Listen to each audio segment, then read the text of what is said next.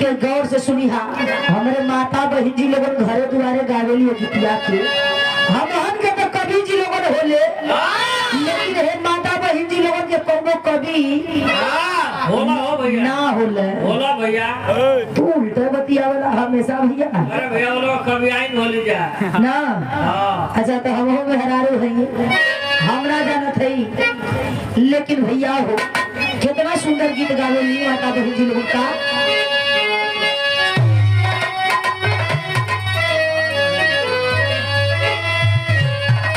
अरे कहवा के हवे तिलक हरू तिलक दल साजी चले।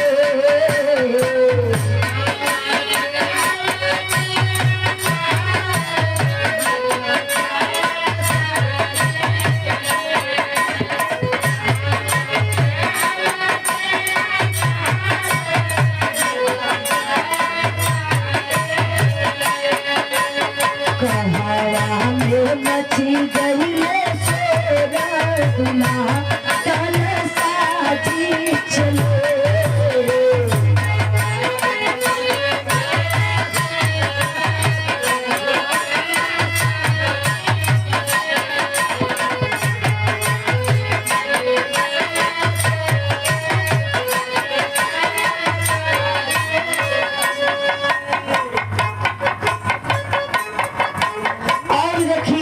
लमुई के धरती से आप दूल्हे राजा जी के मौसा जी हैं, आपके ओर से महाजन यादव जी 101 रुपया से सम्मान बा, बहुत प्राम बा।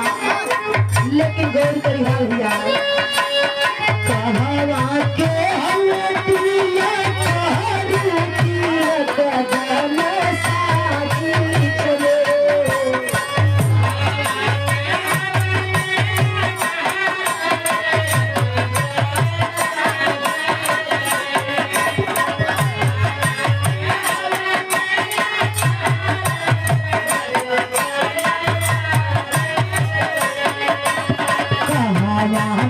मची गईले सोरा तिलक दल साजी चले।